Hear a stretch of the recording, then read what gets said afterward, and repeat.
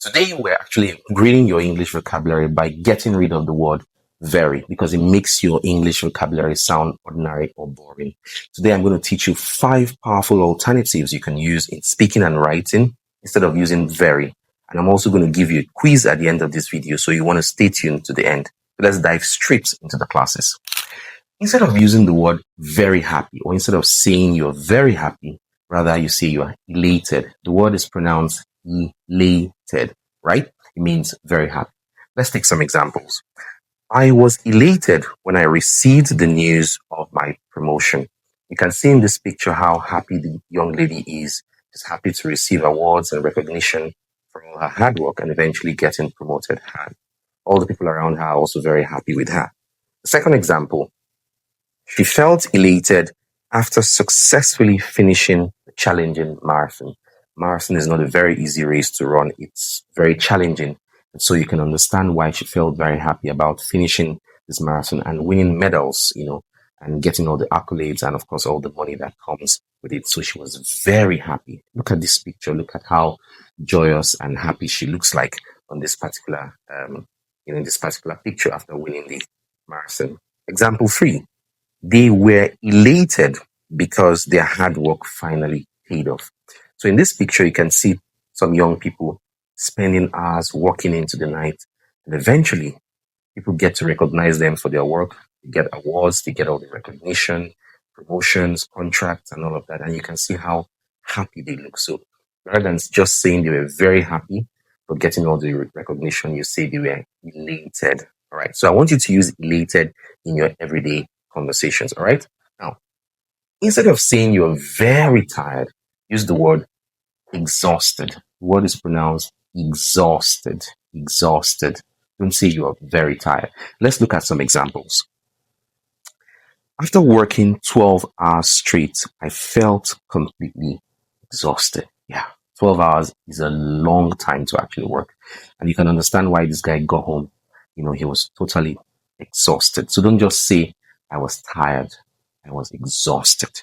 Second example, she was exhausted from running errands all day in the city. She went to the market, bought some foodstuff, went to the laundryman to collect clothes, did some running around all through the day. And so when she got home, what do you expect? She was exhausted. Finally, the team looked exhausted after finishing the intense training session. Yes, training for competitions can be physically exhausting. And these guys have been training for a long period of time. And what do you observe? They got exhausted. And that's why you can see from the picture, some of them are panting, gasping for air. Some of them are on the floor, feeling very tired, or let's use the word exhausted. We're feeling very exhausted, right? So the third word, rather than say something is very good or something is perfect, you say something is impeccable, without blemish, without issues. Something is impeccable. The word is pronounced impeccable, right? Let's take some examples. His performance during the presentation was truly impeccable and inspiring. That means that he performed so well. People recognized, the effort he put into this preparation and eventually how he presented. And that's why they could applaud him and say, look, this man did an excellent job. So rather than just say he did a very good job or he had a very good performance, you say he had an impeccable performance, all right? Example 2. She has impeccable taste in fashion and always looks stunning. That means that her fashion sense is extremely good. It's very good. But rather than just say her fashion sense or her taste in fashion is very good, you say her fashion taste is impeccable. That means the type of clothes she wears, the type of earrings, shoes, everything she puts on is on point because she has very high taste. So you say her fashion sense or taste is impeccable. All right. The third example, the chef prepared an impeccable meal that impressed every guest. Yeah. Every chef, wants to be known as someone who cooks very good meals. So when somebody prepares a meal that is very good, and what do we mean when we say the meal is very good? It's tasty, it's enjoyable. You see, the chef prepared an impeccable meal. And how do we know he prepared an impeccable? Look at the pictures. People testifying to how great the meal is. the meal tastes nice, and all of that. The person did a good job.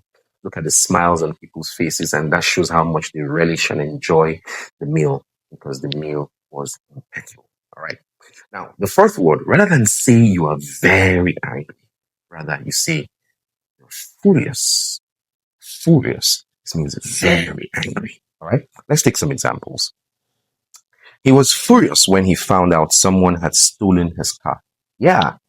If you found out your car got stolen, you would be very angry. Rather than say you are very angry or someone is very angry, you say what? The person is furious. It's just a way of showing that, you have a better way to express, yourself. So don't just say very angry. Very angry is, it's not, it's just ordinary. When you say furious, anyone who listens to you would say, this person has a very good command of spoken and written English, right? Second example, they built Second example, sorry. She became furious after reading the unfair review of her work. Yeah, she's a lecturer, she's a professor. She spent hours preparing and writing that review, and she sent it to the editorial board, and they rejected it. So as you can expect, she was angry, very angry. But don't just say she was very angry. Say she was what? Furious. That tells you how angry she was, right? The third example, the manager was furious because the project missed the deadline. Every project manager wants to deliver the project early enough and wants to do an excellent job. But this project manager and his team members didn't do as promised. They probably promised the client they deliver early enough. They didn't do that. And so what happens? He's furious. He's very angry at everyone in his team. We promised the clients that we'll deliver on time and we didn't do that. So he's upset. He's very angry. But don't just say he's very angry. Say he's what? Furious. Okay. The fifth word, this is my favorite, right? It means rather than say something is very big, say something is massive. I like this word in particular. It just sounds amazing. Say something is what? Massive. All right. Let's take 3 examples. The massive waves crashed against the rocks with tremendous force. Look at the picture in front of you. You can see how massive the waves are, causing a lot of, um, turmoil and disturbance on the sea. Boats and ships are rocking from side to side, and then the waves are crashing hard, on the rocks and all of that. You can expect there to be some shipwreck and all of that. Why? Because the waves are massive. So don't just say the waves are big or very big. Everybody says that, but not you. Rather, you say the waves are what? Massive. All right. The second example, they built a massive bridge that connects the 2 cities. Yeah. Right. Sometimes there's this huge body of water between cities, and you want to ensure that people can move from one city to the other. And if the distance is very long, the only way you can do that is to build a bridge that is massive. That means the bridge is very big. And how do we know the bridge is big? Take a look at this picture. You can see about 4 to 5 lanes on the left, 4 to 5 lanes on the right. You can see so many cars, and you can even see a railway line. Only a bridge of immense size, only a bridge that is massive can take this number of cars and, trains and all of that. The third example, the final example, the company made a massive investment in renewable energy projects. That means they were looking for alternative sources of energy and they spent money, funding this project. Look at the the picture in front of you. You can see them investing in wind energy, solar panels, hydroelectric form of energy. They're spending a lot of money on all of these things. And these projects cost a lot of money and they are very huge. They are very big. They are massive. So they spent a lot of money on massive projects. How do I know you really understand everything I've taught you? I want you to take part in the quiz. So let's go over to the quiz to see how many questions you will get correct. Question 1. I was dash after hearing the incredible news. A, exhausted.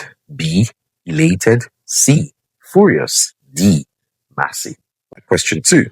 Her performance on stage was dash. Everyone was amazed. Everyone was amazed. Option A, is it impeccable? Option B, is it massive? Option C, furious. D, elite. Question 3. He was dash after running a full marathon without stopping. A, exhausted. B, elated. C, impeccable. D, massive. The storm created dash waves that hit the shore violently. A, exhausted. B, elated. C, massive. D, impeccable.